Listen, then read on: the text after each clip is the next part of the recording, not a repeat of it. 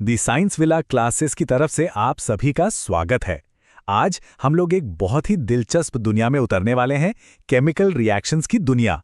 नहीं नहीं, ये कोई जादू टोना नहीं है, ये तो वो साइंस है जो हमारे आसपास हर चीज को बदलता रहता है।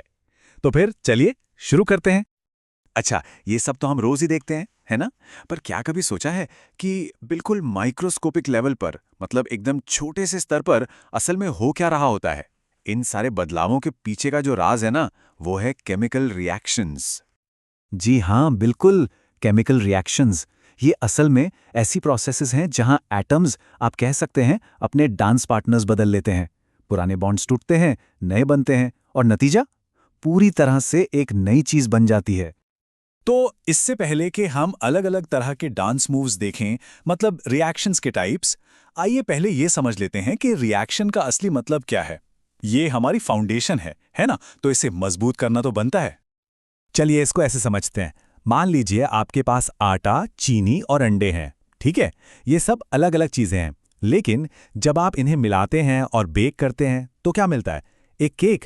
अब ये जो केक है, ये एक बिल्कुल नई चीज है जिसकी प्रॉपर्टीज, मतलब उसके गुण, आटे या चीनी से एकदम अलग हैं। बस यही तो है एक केमिकल रिएक्शन। अब हमारी केक वाली कहानी पर वापस आते हैं। इसमें आटा, चीनी और अंडे, ये हैं रिएक्टेंट्स, मतलब वो चीजें जो रिएक्शन में हिस्सा ले रही हैं। और वो जो मजेदार केक बना, वो है प्रोडक्ट, मतलब वो नई चीज जो आखिर में बनी। रिएक्टेंट्स अंदर गए, प्रोडक्ट बाहर आया। सिंपल है ना? अच्छा, तो सवाल ये है कि केमिस्ट्स यानी रसायन शास्त्री इस केक की रेसिपी को लिखते कैसे हैं? क्या वो पूरी कहानी लिखते हैं? नहीं, वो एक स्पेशल कोड का इस्तेमाल करते हैं जिसे कहते हैं केमिकल इक्वेशन। चलिए आज इस कोड को ही क्रैक करते हैं। ये आप समझ लीजिए साइंटिस्ट्स के लिए एक रेसिपी कार्ड जैसा है। लंबे लंबे सेंटेंस लिखने की जगह ये हमें सिंबल्स का इस्तेमाल करके एकदम सटीक तरीके से बताता है कि कौन से रिएक्टेंट्स इस्तेमाल हुए और कौन से प्रोडक्ट्स बने। एकदम साफ, छोटा, और पूरी दुनिया में इसे एक ही तरह से समझा जाता है। अब यहाँ एक मजेदार बात है। देखिए, जो लेफ्ट साइड पर इक्वेशन है वो अधूरी है, अनबैलेंस्ड है, और जो राइट साइड पर है वो बैलेंस्ड है। अगर आप ध्यान से देखेंगे ना, तो बैलेंस्ड इक्वेशन में एरो के दोनों तरफ हर एलिमेंट के एटम्स का नंबर बिल्कुल बराबर है।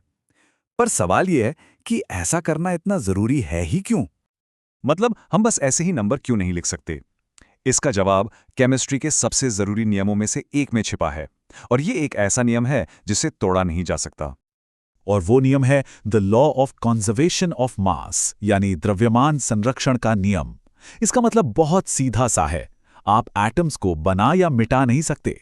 सोचिए, अगर आपने 100 लेगो ब्लॉक से घर बनाना शुरू किया, तो जब घर बन जाएगा तब भी आपके पास 100 लेगो ब्लॉक्स ही होंगे, बस उनकी अरेंजमेंट बदल जाएगी। कुछ भी गायब नहीं होता। ठीक है, तो अब जब हम रूल्स जान गए हैं, तो चलिए कुछ मेन कैरेक्टर्स से मिलते हैं। केमिकल रिएक्शंस कई तरह की होती हैं, और हर एक की अपनी एक अलग कहानी है कि कैसे एटम्स मिलते हैं, अलग होते हैं, या अपनी जगह बदल लेते हैं। सबसे पहले है कॉम्बिनेशन रिएक्शन, मतलब संयोजन अभिक्रिया। इसे ऐसे सोचिए जैसे दो चीजें मिलकर एक हो गई। ये एक गेट टुगेदर रिएक्शन है। जैसे जब कोयला जलता है तो कार्बन और ऑक्सीजन, ये दोनों मिलकर बनाते हैं कार्बन डाइऑक्साइड। दो रिएक्टेंट्स और एक सिंगल प्रोडक्ट। और अब कॉम्बिनेशन का ठीक उल्टा, डीकंपोजिशन रिएक्शन, यानी अपघटन अभिक्रिया। ये है ब्रेकअप रिएक्शन, जहां एक बड़ी चीज टूटकर दो या दो से ज्यादा छोटी छोटी चीजों में बंट जाती है। जैसे लाइमस्टोन को गर्म करने पर वो कैल्शियम ऑक्साइड और कार्बन डाइऑक्साइड में टूट जाता है। नेक्स्ट अप है डिस्प्लेसमेंट, यानी विस्थापन। अब जरा इमेजिन कीजिए कि एक कमजोर एलिमेंट किसी के साथ जुड़ा हुआ है, और तभी एक ज्यादा पावरफुल एलिमेंट आता है और उसे हटाकर उसकी जगह खुद ले लेता है। यहां पर भी यही हो रहा है। ज्यादा रिएक्टिव लोहा कॉपर को उसके सॉल्यूशन से बाहर निकाल देता है। तो हमने ये तो देख लिया कि कैसे एक एलिमेंट दूसरे को हटा सकता है, लेकिन क्या होगा अगर दो कपल्स एक साथ आएं और अपने पार्टनर बदल लें? ये तो एक बिल्कुल ही अलग तरह की अदला बदली हुई है ना। इसे ही कहते हैं डबल डिस्प्लेसमेंट रिएक्शन, यानी द्विविस्थापन अभिक्रिया। यहां दो कंपाउंड्स के आयन्स आपस में अपनी जगह एक्सचेंज कर लेते हैं। ये बिल्कुल एक डांस पार्टी जैसा है, जहां दो कपल्स आते हैं और दोनों एक एक पार्टनर की अदला बदली करके नए कपल्स के तौर पर चले जाते हैं। अब इस डांस के दो खास रिजल्ट्स हो सकते हैं। कभी कभी जब आयन्स अपनी जगह बदलते हैं तो एक इनसॉल्युबल सॉलिड बनता है जो सॉल्यूशन में नीचे बैठ जाता है। इसे हम प्रेसिपिटेट या अवक्षेप कहते हैं।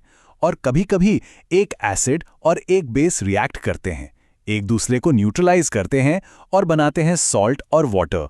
इसे कहते हैं न्यूट्रलाइजेशन रिएक्शन। चलिए अब जरा ऑक्सीजन की बात करते हैं। देखिए, ऑक्सीडेशन यानी अपचयन तब होता है जब कोई सब्सटेंस ऑक्सीजन गेन करता है, मतलब ऑक्सीजन हासिल कर रहा है, और इसका उल्टा रिडक्शन यानी अपचयन तब होता है जब कोई सब्सटेंस ऑक्सीजन लूज करता है, मतलब ऑक्सीजन गंवा रहा है। हासिल करना और गंवाना, बस यही है सारा खेल। और मजे की बात पता है क्या है? ये दोनों हमेशा एक साथ होते हैं। भाई, कोई सब्सटेंस ऑक्सीजन तब तक नहीं खो सकता जब तक कोई दूसरा उसे हासिल ना कर ले, राइट? तो जब ऑक्सीडेशन और रिडक्शन एक ही टाइम पर होते हैं तो हम इसे कहते हैं रिडॉक्स रिएक्शन। ये एक टीम वर्क है। तो हमने ये सारी सीक्रेट लैंग्वेज सीखी क्यों? क्योंकि ये सिर्फ क्लासरूम का टॉपिक नहीं है। लोहे में जंग लगने से लेकर हमारे शरीर में खाने को एनर्जी में बदलने तक हर जगह केमिस्ट्री है जो चुपचाप अपना काम कर रही है। तो आज हमने केमिकल चेंजेस के पूरे टूलकिट को समझा। कॉम्बिनेशन यानी चीजों का जुड़ना, डिकॉम्पोजिशन चीजों का टूटना, डिस्प्लेसमेंट एक का दूसरे को हटाना, डबल डिस्प्लेसमेंट पार्टनर्स की अदला बदली, और रेडॉक्स ऑक्सीजन का लेना देना।